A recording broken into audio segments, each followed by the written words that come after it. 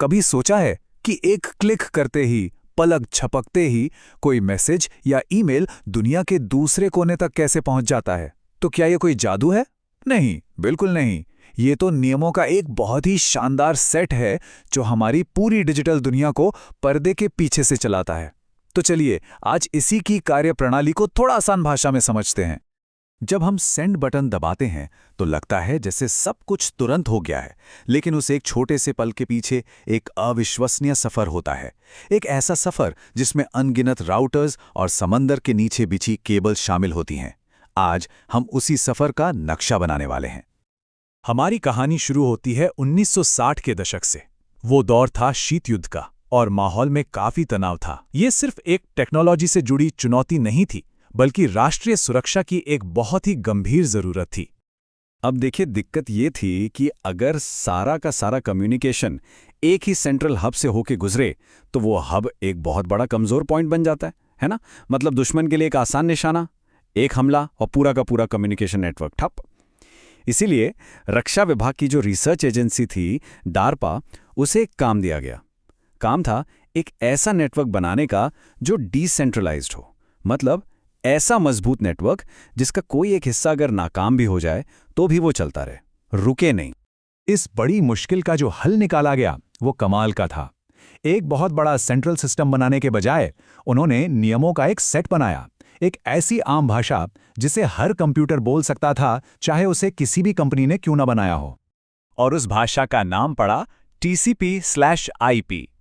इसे दो मेन हिस्सों में देख सकते हैं। एक है TCP, जो ये पक्का करता है कि डेटा का कोई भी हिस्सा रास्ते में गुम न हो जाए, और दूसरा है IP, जो ये पक्का करता है कि डेटा सही कंप्यूटर तक पहुंचे, चाहे वो दुनिया में कहीं भी हो। तो ये स्लाइड हमें क्विक समरी देती है। हाँ, ये एक मिलिट्री प्रोजेक्ट जरूर था, लेकिन इसका असली मकसद उस समय की एक बहुत बड़ी चुनौती को हल करना था।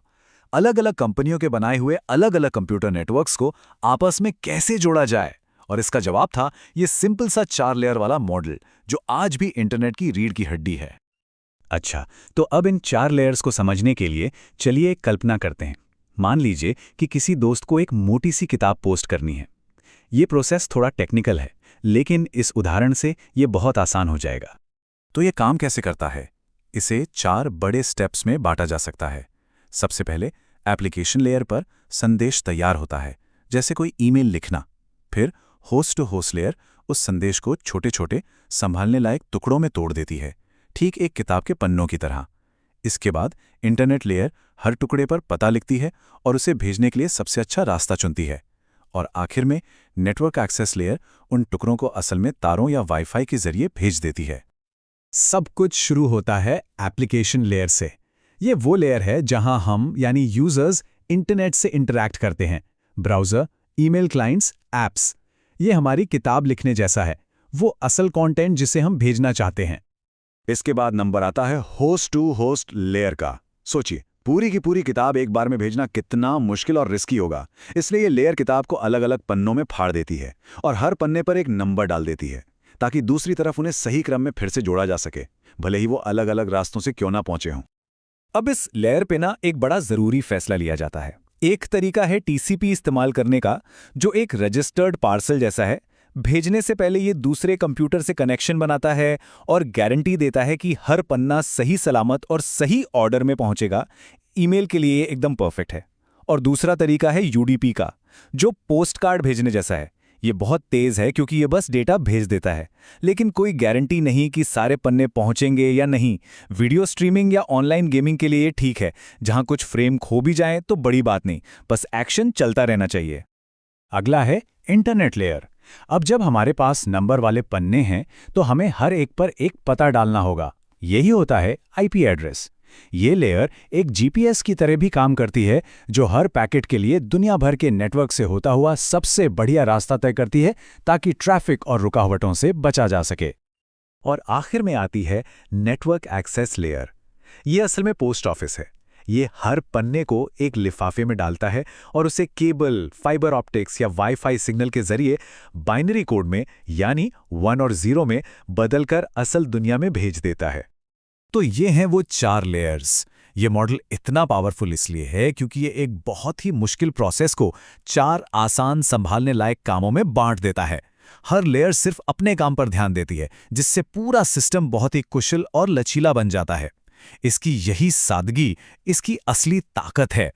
तो ये तो समझ लिया कि ये काम कैसे करता है, लेकिन सवाल ये है कि ये एक खास मिलिट्री प्रोजेक्ट से हमारे डिजिटल जीवन की बुनियाद कैसे बन गया। देखिए, ये धीरे धीरे हुआ। 1975 में एक सफल टेस्ट ने यह साबित कर दिया कि ये आइडिया काम करता है।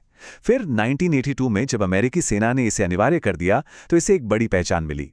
लेकिन असली गेम चेंजर आया 1983 में, जब ARPANET यानी इंटरनेट के पूर्वज ने इसे अपना लिया।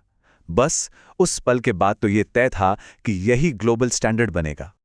तो ये सब इतिहास और तकनीक जानना दिलचस्प तो है, लेकिन इसका हमारी रोजमर्रा की जिंदगी से क्या लेना देना है?